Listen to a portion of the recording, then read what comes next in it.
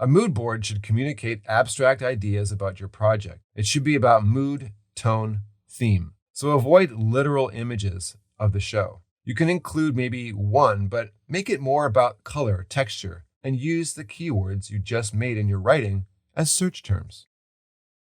A great site to use for images is Unsplash. There are high-resolution, royalty-free images on this site. I'll search picket fence. Here's a good image from Straight On. Make sure to download your images into the project folder to keep everything together. You never know what you're going to use later. When I search blue velvet, I get textures. These are great for mood boards. I was thinking about underworlds, and undersea came to mind. Let's find a dark and foreboding underwater image. Nothing too light or beautiful, something more opaque.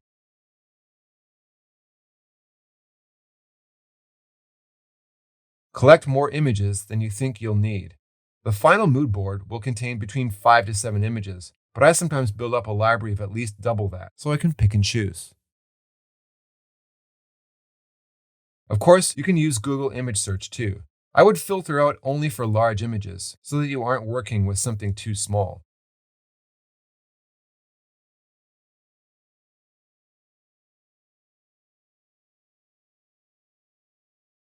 To make the mood board, I'm going to use Photoshop. Create a new Photoshop file with the dimensions of your final title sequence. So in this case, that'll be 1920 by 1080. Even at the process stage, it's a good idea to work at the dimensions you will be outputting to. It helps your thinking. Go to File Open to open the images you downloaded in Photoshop. I put all the mood board images into a folder to keep things organized. Select an image, press Open. Go to Select All to select the entire image. Go to Edit, Copy to copy. Go back to the mood board file and go to Edit, Paste to paste the layer into the main file. It's a large image, so let's scale it down. Go to Edit, Free Transform to bring up the transform options. Use the width and height numbers at the top, or click and drag on the corner edges to scale the image proportionately. It's important you don't squeeze or stretch images if you want good-looking mood boards, so always scale proportionately.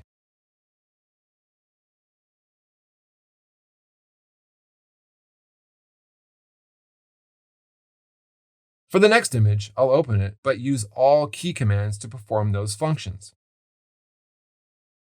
To select all, hold down Command and A. To copy, hold down Command and C.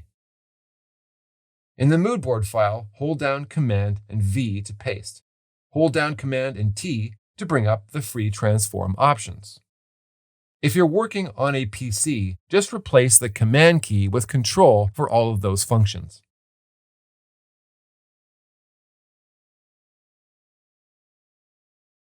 You can also select part of the image with the Marquee tool. Select the portion of the image you want to copy into the mood board and copy and paste it in.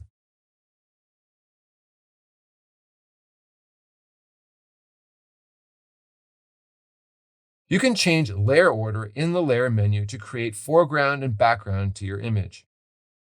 Sometimes the textures are better in the background. Once you're happy with the arrangement, it's time to save and export. First, let's save a PDF.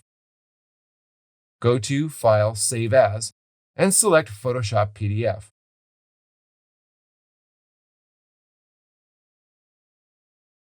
I will click off Preserve Photoshop Editing Capabilities so that the file will be a little bit smaller. Next, save the file as a Photoshop or a PSD file. Go to File, Save As, and save as a .psd.